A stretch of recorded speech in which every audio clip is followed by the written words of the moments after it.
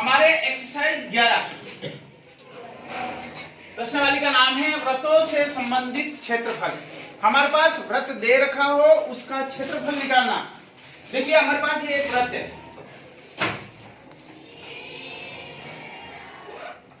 इस अध्याय में जो हम पढ़ेंगे संक्षिप्त जानकारी प्राप्त करेंगे। ये हमारे पास व्रत है, व्रत का क्षेत्रफल ज्ञात करने का सूत्र होता है पाई आर स्क्वायर। व्रत का क्षेत्रफल, इसका सूत्र होता है पाई आर स्क्वायर। हमारे पास जो भी व्रत दे रखा है उसकी त्रिज्या दे रखी होगी, तभी हम व्रत खींच सकते हैं। माना ये एक व्रत है और इस व्रत की त्रिज्या है 3 सेमी। व्रत की त्रिज्या है 3 सेमी। हमें इसका क्षेत्रफल निकालना है तो पाई आर स्क्वायर में रख देंगे, आर की जगह 3 रख देंगे। पाई का मान हमारे पास 22/7 होता है या 3.14। ये मान रखना हमेशा स्टैंडर्ड वैल्यू है। ये जब भी हम इसका क्षेत्रफल निकालते हैं त्रिज्या हमारे पास दे रखी होती है, पाई का मान रख के इसको सोल्व करते हैं। पर इस प्रश्नावली में हमारे पास इसका एक टुकड़ा कर देंगे, जैसे रोटी के 4 भाग करते हैं, एक बार ऐसे घुमाएंगे फिर यूं घुमाएंगे, 4 टुकड़े हो जाएंगे। चौथा टुकड़ा होता है वो हमारा त्रिज्य खंड कहलाता है। जैसे ये चौथा टुकड़ा हो गया, एक इधर जाएगा इधर जाएगा, 4 भाग हो जाएंगे। ये चौथा इस प्रकार की आकृति बनती है वो हमारा त्रिज्य खंड कहलाता है। क्या कहलाता है? त्रिज्य खंड। और ये छोटा है इसलिए इसको लघु बोलते हैं, लघु त्रिज्य खंड। छोटा बन रहा है इसको लघु त्रिज्य खंड कहते हैं। और इस त्रिज्य खंड का सूत्र होता है त्रिज्य खंड का सूत्र होता है pi r square theta upon 360 degree. ये हमें सूत्र याद रखना है। इस त्रिज्य खंड का मान निकालने के लिए या क्षेत्रफल निकालने के लिए पूरा व्रत दे रखा है, इसमें से इस टुकड़े का मान निकालने के लिए सूत्र है pi r square theta upon 360 degree.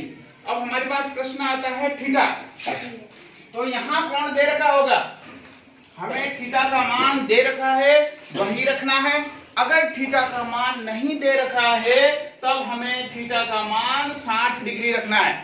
यह चीज ध्यान रखनी है।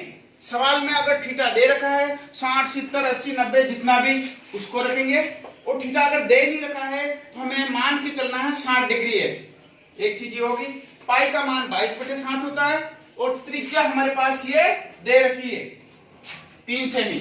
इधर से 3 सेमी है, इधर से भी 3 सेमी हो जाएगी। तो त्रिज्या यहां रखेंगे, त्रिज्या रख देंगे पाई आर और थीटा 360। फिर आगे अपन इसको सॉल्व करेंगे, हमारा उत्तर आ जाएगा। अब प्रश्न ये उठता है कि दीर्घ त्रिज्य खंड, या ये हमारे पास लघु त्रिज्य खंड हो गया और ये दीर्घ त्रिज्य खंड हो गया।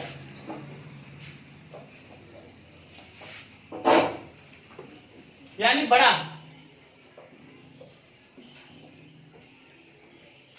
ये तो छोटा था त्रिज्य खंड और ये बड़ा हो गया। हमें इसका निकालना है। इसके लिए क्या करेंगे कि एक बार तो हम व्रत का क्षेत्रफल निकालेंगे, पूरे व्रत का क्षेत्रफल निकालेंगे पाई आर स्क्वायर सूत्र से, क्योंकि आप दे रखा है। एक बार तो पूरे का आ जाएगा, फिर हम त्रिज्य खंड लघु त्रिज्य खंड का सूत्र निकालेंगे, मान रखेंगे और इसका निकालेंगे तो इस छोटे टुकड़े का आ जाएगा, इस छोटे टुकड़े का आ जाएगा। अब हमें बड़े का निकालना है, इस पूरे में से ही छोटे को घटा देंगे। यानी सीधा अपन कर सकते हैं pi r square minus pi r square theta upon 360 degree. ये इसमें मान रख दो तो भी सोल्व हो जाएगा। ये तो पूरे का हो गया और ये त्रिज्य खंड का हो गया, दोनों को घटा देंगे तो जो बच जाएगा वो दीर्घ त्रिज्य खंड हो जाएगा। ऐसे ही हमारे पास जैसे जैसे सवाल आते जाते हैं इनका मान अपन निकालते जाते हैं। और भी निकालना है, एक काम और कर सकते हैं। अगर हमें त्रिज्य खंड निकालना है और उस त्रिज्य खंड के आधार पर इस पूरे का निकालना है, ये सूत्र नहीं लगा के, तो क्या करेंगे? इस त्रिज्य खंड का निकालेंगे pi r square theta upon 360 degree से, उसमें 4 का गुणा कर देंगे। कितने 4 टुकड़े हो रहे हैं? 1 2 3 4, तो कितना हो जाएगा? पूरा आ जाएगा। इसी प्रकार अपन इसको सॉल्व